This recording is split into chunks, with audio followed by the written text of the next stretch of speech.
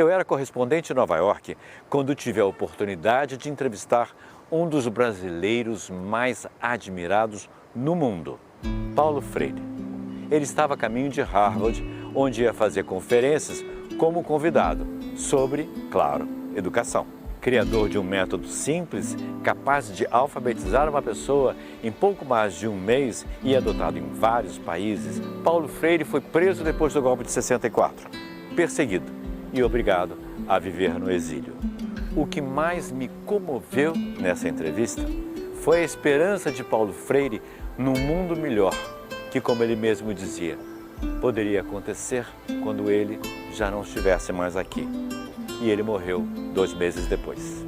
É uma honra para mim apresentar Paulo Freire nesta série 25 anos em 25 entrevistas da Globo News.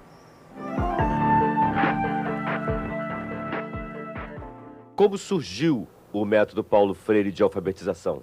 Eu talvez pudesse dizer a você e a quem nos vê e ouve que essa questão do meu trabalho no campo da alfabetização de adultos e simultaneamente no campo da educação em geral,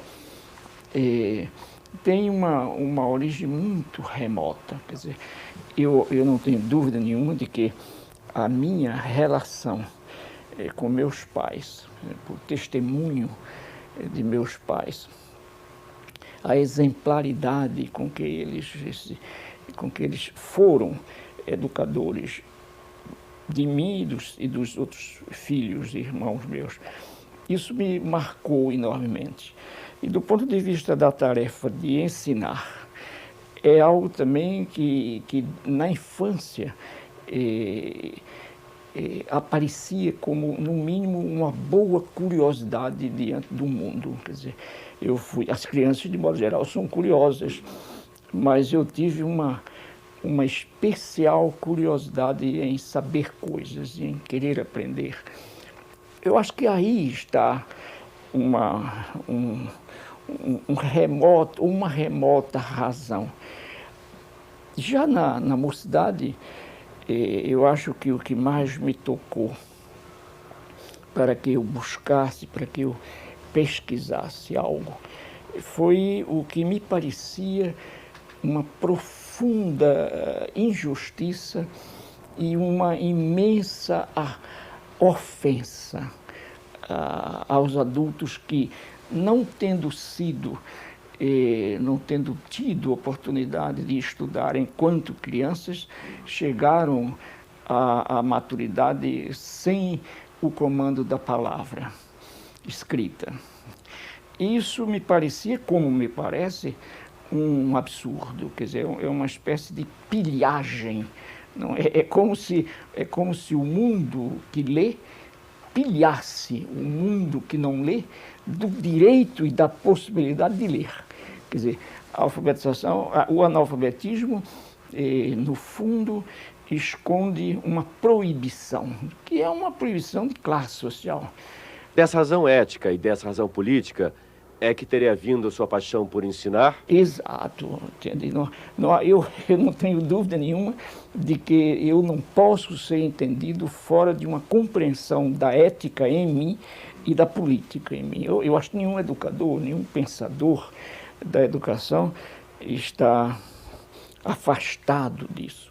Quer dizer, a educação, enquanto formação humana, é um esforço indiscutivelmente ético e estético. Quer dizer, não há como separar também a decência da boniteza. Entende? Quer dizer, a educação, enquanto busca de boniteza, necessariamente procura a decência do ser. E a natureza política dela, da educação, nos inviabiliza de ser neutros. Quer dizer, você tem que, no fundo, ter uma opção. Você tem que ter uma escolha e depois brigar pela sua escolha, brigar pelo seu sonho.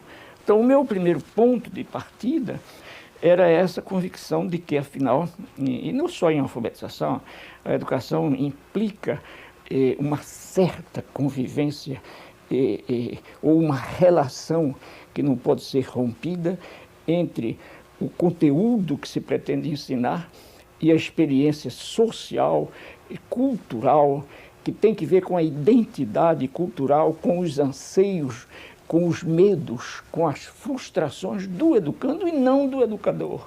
Entende? Isso não significa, inclusive, que o educador não possa e não tenha o direito de falar também de suas preferências culturais.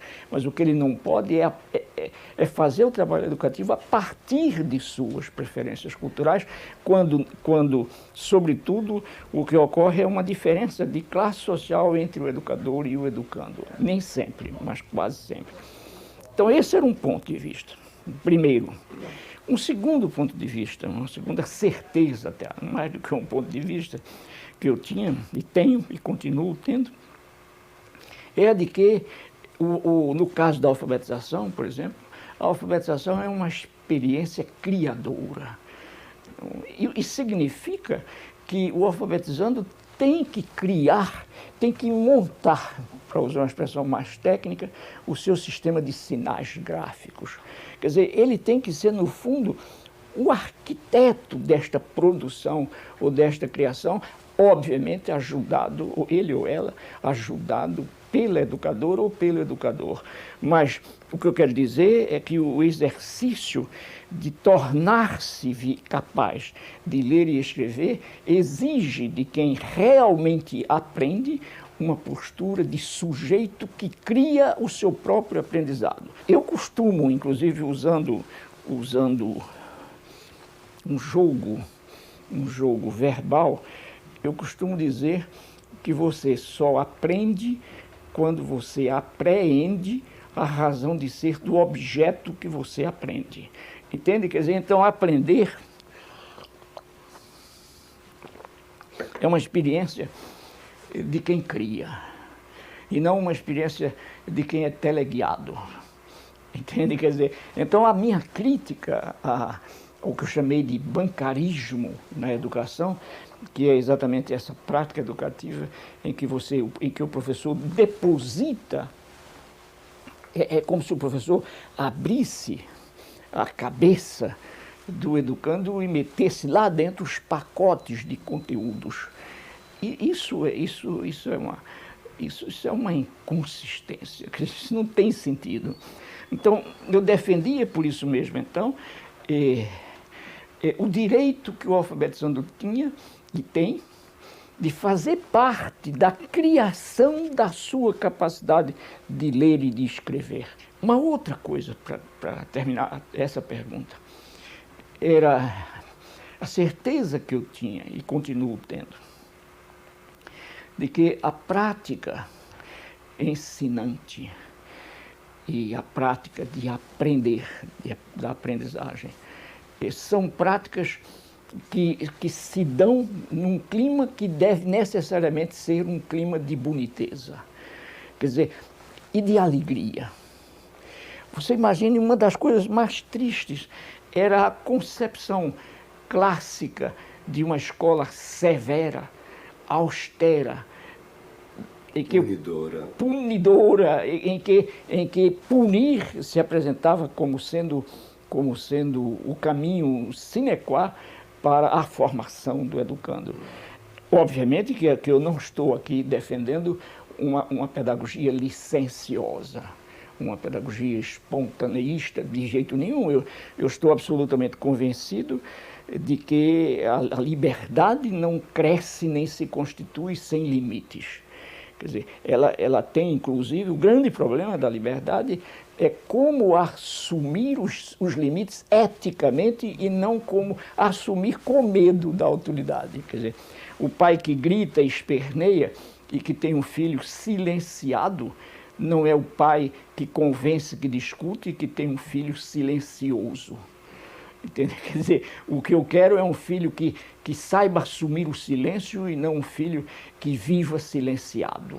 Entende? E isso exige o respeito ético dos limites. Mas eu estava certo, e continuo hoje, de que a escola com que eu sonhava era uma escola de alegria, uma escola de festa, mas também, e necessariamente, uma escola de rigor. de seriedade científica, etc. O senhor disse, usou a expressão filho silenciado. Me parece uma metáfora interessante para falar do que se passou com o Brasil em 1964, quando nós tivemos o golpe militar. O que aconteceu especificamente com o senhor a partir do golpe militar de 64? Exato, eu fui silenciado. Agora, não, obviamente, quer dizer, o país foi silenciado. E o que é incrível não são essas contradições que se dão na história. Afinal de contas, os militares silenciaram a sociedade civil brasileira em nome da fala da sociedade brasileira, quer dizer, em nome do discurso, não, em nome do direito de voz, de ter voz. Quer dizer, os militares se fundavam na comunistização do mundo. Quando eu me lembro disso, eu me lembro que eu fui apontado com o processo todo de alfabetização no país, o movimento que eu coordenava, eu fui apontado como o bolchevizador e o anticristo. Quer dizer, é uma coisa de um imenso ridículo, sobretudo quando você pensa que isso foi em 64. Se disse isso em 64, é velho demais. Esse discurso é atrasado demais, é medieval, entende? Eu hoje acho que o Brasil não tem condições, não tem condições para golpes. Não só o Brasil, mas sobretudo o Brasil, na América Latina. Mas acho também que a sociedade civil precisa ficar atenta, desperta, com relação a um indiscutível poder do executivo brasileiro. Entende? Quer dizer, o chamado governar por decretos, quase, não com essas, como é que se chama aquilo? Medidas provisórias. É uma quantidade que não se acaba. Nunca a provisoriedade ficou tão efetiva, entende? Quer dizer, eu acho que isso é uma ofensa também à democracia, mas isso, no fundo, isso é um vestígio do autoritarismo de que o presidente não escapa como brasileiro. Entende? Quer dizer, eu acho que daí a necessidade para mim, a vigilância que um educador e, portanto, um político democrático, de opção democrática, coerente com a sua opção, daí a necessidade da vigilância no sentido de buscar a coerência. Quer dizer, não é possível fazer o discurso da democracia e usar tanta coisa antidemocrática. Quer dizer, você não pode ter uma prática antidemocrática para selar o seu discurso democrático. Mas em 64, o senhor foi preso. Eu não sei se chegou a ser torturado. Não. Mas eu acho que fui torturado, entende? Quer dizer, todos nós fomos, porque no fundo, por exemplo, quando eu me lembro de que eu fui posto num xadrez. O senhor foi preso em Recife? Em Recife. Eu fui posto numa cela de um quartel do Exército em Olinda, que eu te confesso, inclusive, que quando o oficial mandou abrir a porta e eu entrei, eu confesso aqui a você e a quem nos vê e ouve que eu tomei um susto. Eu tomei um susto porque eu não imaginava que em 1964, portanto, 2 décadas, ou quase 3, antes de terminar o milênio, houvesse ainda uma prisão para gente como aquela. Eu pensei que não havia mais aquilo. E o que é triste é que eu acho que ainda continua a haver. Quer dizer, afinal de contas, me puseram numa cela que tinha 1,70 m, que é exatamente o que eu tenho, de fundo por 60 de largura. Eu te confesso, eu acho isso uma ofensa à dignidade humana. Entende? Eu faria até agora, através de vocês, um apelo ao poder que nos ouça, não importa que se civil ou militar, que acabe com isso. Quer dizer, vamos ser gente, e não bicho bravo. Porque vê bem, a gente briga pelos direitos dos animais e a gente briga com certeza, com legitimidade, na defesa dos outros animais. não é possível que no nosso mundo, na dimensão da existência, você ainda mantenha prisões desse tipo. Nessa cela, em Olinda, quanto tempo o senhor ficou? Eu passei 3 dias nessa...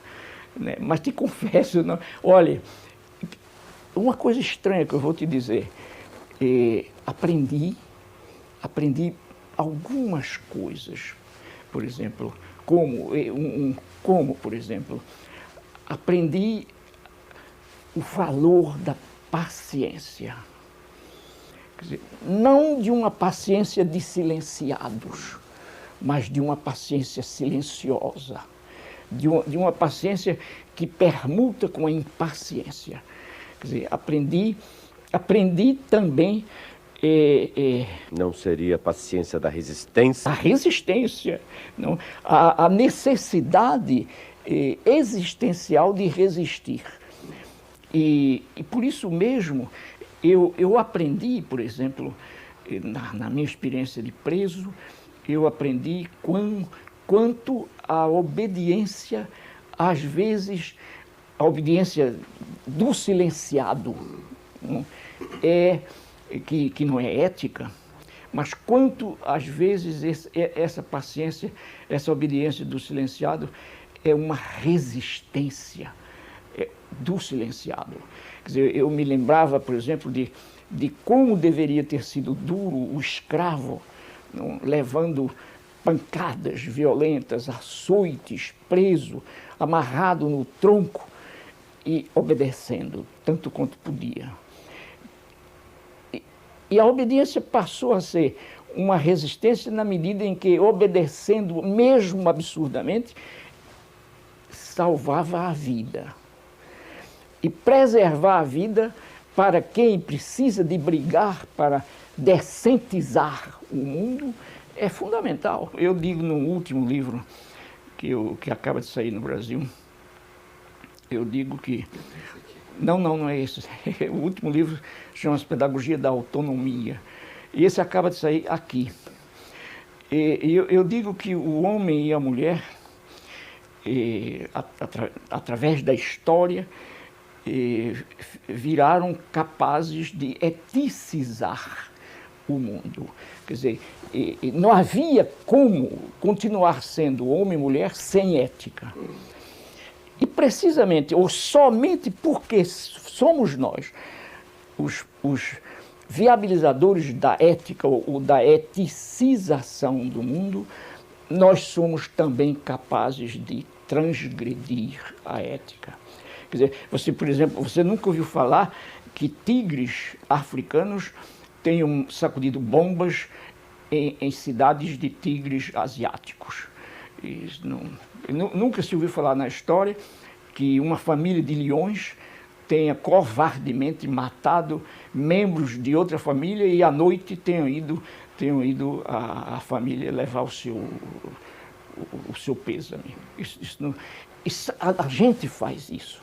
Entende? Quer dizer, nós fazemos isso. Para mim, então, uma das brigas que a gente deve dar enquanto estiver no mundo e com os outros, é exatamente diminuir a possibilidade de transgredir a ética. Portanto, de assumir eticamente de tal forma a ética que você diminua a possibilidade de deseticizar o mundo. Portanto, de evitar as transgressões. Você veja como o mundo todo, não é só o Brasil, mas no nosso caso particular, quer dizer, como a sem-vergonhice se democratizou de maneira extraordinária no país. E é preciso, a sociedade precisa voltar, é preciso que se perceba no Brasil que a impunidade vai se acabar. Entende? Porque com a impunidade você não restaura a ética, não creio. Só com discurso não faz. Entende? Quer dizer, eu acho que essas coisas, que no fundo são valores, precisam ser tomadas muito a sério hoje pelos políticos, que são educadores, e pelos educadores, que também são políticos. Quer dizer, não é possível esquecer isso. A ética que está campeando no mundo é a ética do mercado. E essa é uma ética malvada e perversa, absolutamente perversa. É uma ética deseticizante. E a gente precisa lutar pela ética universal do ser humano, quer dizer, a ética que corresponde a uma natureza humana que se vem social e historicamente constituindo através dos tempos. O senhor é idealista, um sonhador. O senhor tem esperança? Claro, claro. Viu? Essa questão da esperança, e comigo é uma coisa muito interessante, precisamente pela forma, ou pela maneira, ou pela razão como eu entendo a esperança na existência humana.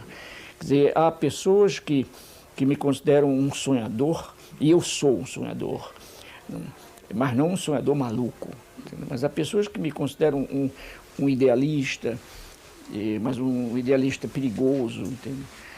E para mim, não. Para mim, a esperança faz parte disso que a gente vem chamando natureza humana, que no fundo é algo que se constitui social e historicamente na nossa experiência no mundo com os outros. E por que isso? Eu estou absolutamente convencido de que a inconclusão, o interminado é uma característica da experiência vital. Não? Quer dizer, onde há vida, há inacabamento. Mas, ao nível da experiência existencial, que é a nossa, o inacabamento que continuou, nós somos tão inacabados quanto as árvores, quanto os animais, outros.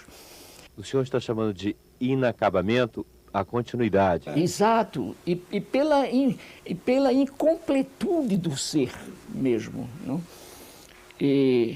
Mas acontece que ao nível nosso, do homem e da mulher, nós nos tornamos capazes de, em certo momento dessa experiência histórica do próprio inacabamento, nós nos tornamos capazes de conhecer ou conhecer-nos como inacabados.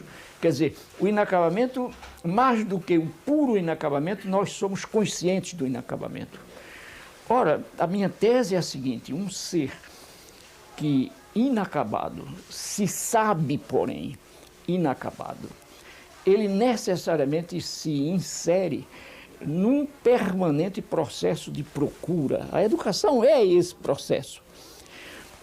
E agora a minha pergunta é a seguinte: será possível procurar sem esperança? Entende? Quer dizer, eu acho uma imensa contradição. Por isso eu respeito os desesperançados, eu reconheço razões de ser que explicam a desesperança, mas a desesperança é um desvio, é uma distorção da vocação de caminhar, que é nossa, que nós inventamos, entende? Então, a esperança em mim não é, como eu disse num dos meus livros mais recentes, eu não sou teimosamente esperançoso. Quer dizer, eu não sou esperançoso por teimosia. Eu sou ontologicamente, quer dizer, faz parte da natureza do meu ser a esperança. Então eu não posso negá-la. Agora, o que é que acontece? Há momentos históricos que pertencem não só a mim, não apenas da minha história individual, mas também dela e da história social, em que eu me deixo tocar pelo risco da desesperança. No momento em que eu me percebo um pouco desesperançoso, eu resisto. Entende? Eu resisto, quer dizer, eu brigo contra mim mesmo, ou brigo comigo mesmo. Eu analiso a razão de ser da minha desesperança para poder superar essa razão de ser. Quer dizer, no fundo, eu sou inveteradamente esperançoso. Eu tenho um certo gosto, um gosto gostoso, um gosto verdadeiro, que é no meu ser, na intimidade do meu ser, de brigar pela esperança. Fora disso, eu não me entenderia no mundo. Mas mesmo hoje, mesmo depois do que aconteceu no Brasil em 64, do que aconteceu no Chile em 75, mesmo depois da queda dos países socialistas da União Soviética, o senhor ainda tem uma esperança política, ao menos, de construir uma sociedade mais justa? Claro, talvez até mais do que antes. Olha, eu não tenho dúvida nenhuma de que, com a queda do chamado Muro de Berlim, com a queda do chamado socialismo, tinha um nomezinho oficial, que no fundo era um socialismo policialesco, quer dizer, com a queda do stalinismo, eu acho que o sonho por um mundo menos feio vai ter condições, não exatamente agora, mas passada a estupefação. Porque, no fundo, por exemplo, comecemos pela estupefação das esquerdas. As esquerdas no mundo entraram em estupefação diante das pedras do muro caindo. Levantando-se da estupefação, alguns elementos da esquerda ficaram mais rigidamente stalinistas. É uma minoria e que eu acho que, com todo o respeito que eu tenho, é uma minoria que perdeu o endereço da história. Uma quantidade razoavelmente grande dessa esquerda que lutou, que brigou em defesa dos interesses populares, em defesa da decência, em defesa dos silenciados, para que aceitem o silêncio enquanto manifestação ativa da luta, mas jamais a ser silenciados. Uma grande quantidade de gente da esquerda, estupefata, aderiu ao discurso neoliberal. Veja bem, eu acho que eu e você temos um direito extraordinário, que é o direito de mudar.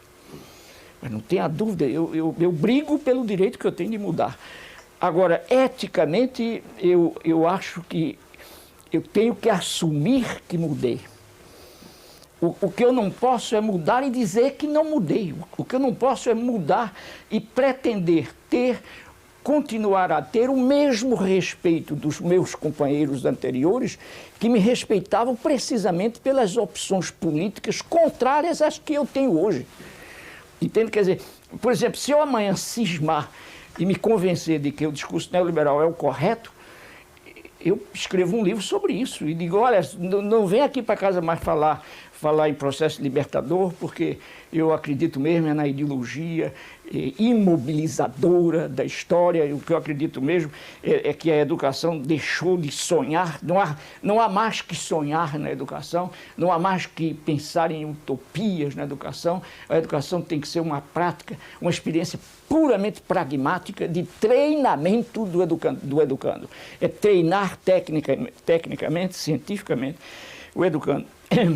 Mas enquanto, o que eu não posso é virar esse tipo de homem, querendo, contudo, dizer que sou o mesmo que escreveu esse livro que está na sua mão, Cartas a Cristina. Entende? Não é. Eu preciso ser coerente com o direito que tenho de mudar. Mas você me perguntou se, apesar de tudo isso, eu continuava otimista, esperançoso. O senhor ainda acredita na utopia socialista? Eu acredito, eu não vou ver esse negócio, mas a história não se faz com as presenças de quem sonha. Todos os caras que sonham presentes para ver a história mudando, não dá isso. Mas os outros que vêm, eu acho o seguinte, que Darcy não vai ver, outro grande calado, outro grande homem que morreu tão recentemente, nem você vai possivelmente ver, mas seus netos vão ver. Eu não creio, te confesso, acreditando nisso que eu chamo projeto humano.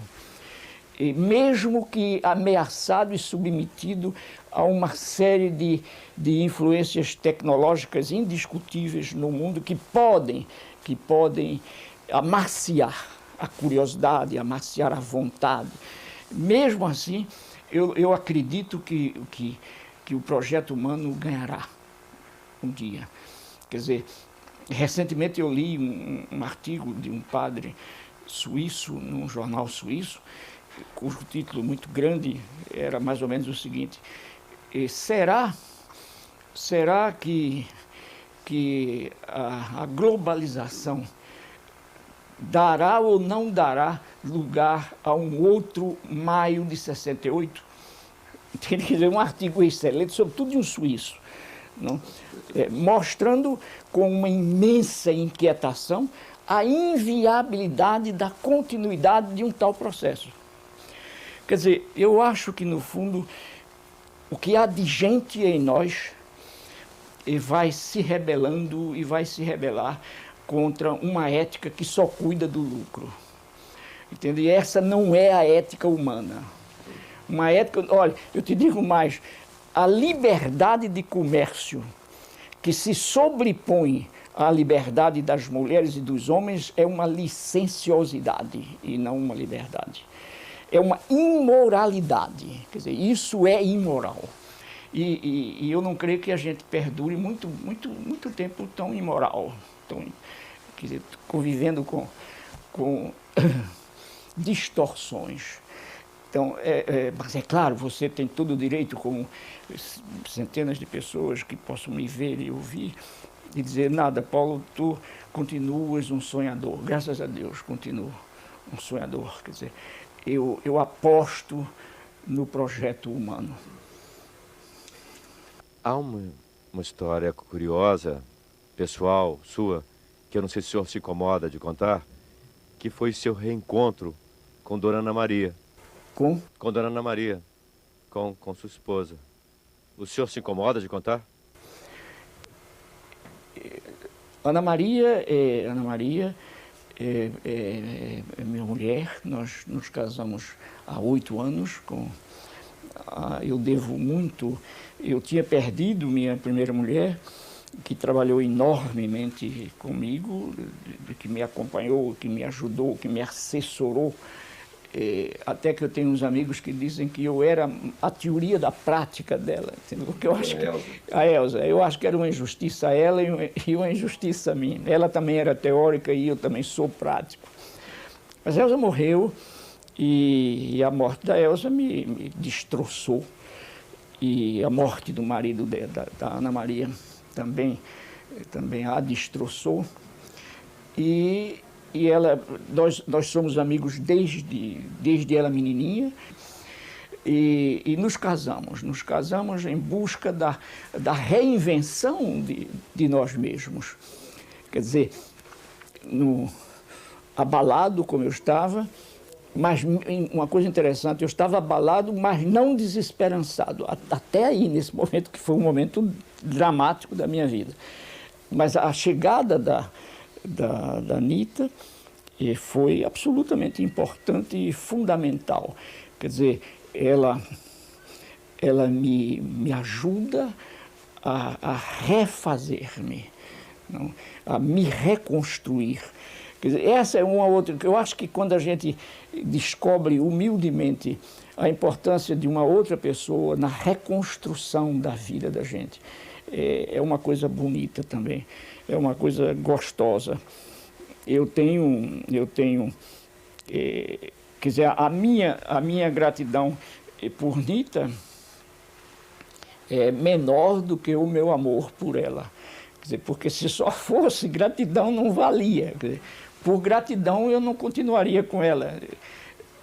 Mas que existe também a gratidão, existe. Mas existe uma amorosidade que reforça a gratidão. No tempo que o senhor vivia no exílio, como o senhor se sentia? Olha, eu só não te diria que eu me sentia destroçado, porque, afinal de contas, é muito difícil que eu me destroce, entende? mas eu sofri profundamente. Então, havia dimensões da nossa cultura que me fustigavam, como, por exemplo, o gosto da comida. O gosto da comida era uma coisa no exílio enorme. Quer dizer, quando eu viajava para os Estados Unidos ou quando eu viajava para outros países da Europa, eu já tinha os endereços de onde conseguir comer uma má ou uma boa. Para mim era sempre boa a feijoada, entende? Mas a música também, não? A língua, não? A entonação. Não? Afinal de contas, eu acho que a cultura, que é tudo isso, e mais do que isso, é uma coisa que não nos deixa. Quer dizer, você, quando anda, você anda com a sua cultura. E não há como sacrificar a sua identidade cultural. Eu nunca me senti melhor do que ninguém porque sou brasileiro, mas nunca me senti pior do que ninguém porque sou brasileiro. Quer dizer, eu tenho uma alegria especial por ser brasileiro. Não um orgulho maluco, porque seria inclusive burrice, mas um gosto de falar esse português nordestino, entende? O gosto. Mesmo tendo sido expulso do seu país, mesmo não podendo voltar ao seu país, ainda assim o senhor mantinha... Claro, eu mantinha e mantenho a vida toda, precisamente porque quem me expulsou do país não foi o país, foi o poder. Não? O poder em um certo momento da história desse país, o poder, que tinha o poder, me expulsou. Eu não poderia penalizar o país inteiro por causa da distorção de um poder que é histórica, entende? Então eu jamais tive qualquer mágoa do Brasil, jamais. Nem sequer eu tive mágoa de organismos, de universidades, por exemplo, que tiveram que ficar caladas, silenciadas, quando eu fui preso, minimizado, diminuído, expulso, etc. Nada. Eu acho que não tinham como brigar. No Brasil hoje se acredita que existam 40 milhões de analfabetos. O que isso diz da sociedade brasileira? Olha, isso continua falando da falta de decisão política da sociedade brasileira, da classe dominante brasileira. Quer dizer, olha, educação, saúde, segurança, esses são problemas que implicam uma vontade política, entende? Eu não tenho dúvida nenhuma que, se você tem uma vontade política, necessariamente o dinheiro vem. Por exemplo, evidentemente que não vem facilmente, mas você tem que fazer certas transformações nas estruturas do poder. Quer dizer, você não pode pagar menos imoralmente as professoras no país, no Brasil, se você não fizer uma reforma na política de gastos do Brasil. Quer dizer, veja bem, eu não sou contra que um profissional, um procurador, por exemplo, ganhe muito bem, mas o que eu não posso entender é que a distância entre o que ele ganha e o que ganha uma professora seja tão grande. Quer dizer, é preciso haver um acerto nessas coisas. Eu não estou propondo que se diminua o salário de quem ganha bem, mas o que é preciso fazer é desumilhar quem não ganha, quer dizer, quem é ofendido. Você imagina o Nordeste brasileiro que tem ainda professor ganhando R$15 e comprando giz com esse dinheiro. Elas mesmas, quer dizer, e depois se fala tanto contra, se fala tão mal às vezes das professoras brasileiras, dos professores. Eu tenho uma profunda estima pelas professoras e um profundo respeito, porque fazerem o que fazem, apesar de tudo, é uma coisa maravilhosa. Agora, o descaso histórico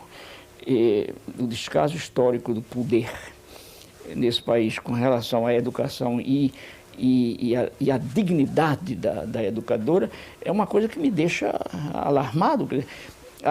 Esse descaso é tal que às vezes eu tenho a impressão de que presidentes de república, governadores de estado, prefeitos, não tiveram na vida deles uma professora primária que os ensinou. Eles estão de tal maneira distantes do mundo de uma professorinha, e de tal maneira se acham superiores à experiência de uma professora, e elas só aparecem em determinadas festividades para dizer que foi a professora do presidente, e o presidente abraça, que a impressão que eu tenho é que presidentes de república, governador de estado, vêm de outro mundo, um mundo diferente. São mandados por Papai do Céu. Entende? Quer dizer, agora, eu não tenho dúvida nenhuma de que é preciso que um governo, que eu chamo de sanamente insano, e só assim você pode consertar as coisas, com uma mescla de insanidade na sanidade. Entende? Professor, como o senhor quer ser lembrado? Tá ótimo, tá ótimo. Essa é uma pergunta muito gostosa. Eu até que vou aprender a fazer essa pergunta a outras pessoas. Puxa, tu sabes que eu nunca tinha pensado nisso. Mas agora que você me desafia, e talvez a minha resposta seja pouco humilde. Talvez seja, eu acho que não. Eu gostaria de ser lembrado como um sujeito que amou profundamente o mundo e as pessoas, os bichos, as árvores, as águas, a vida.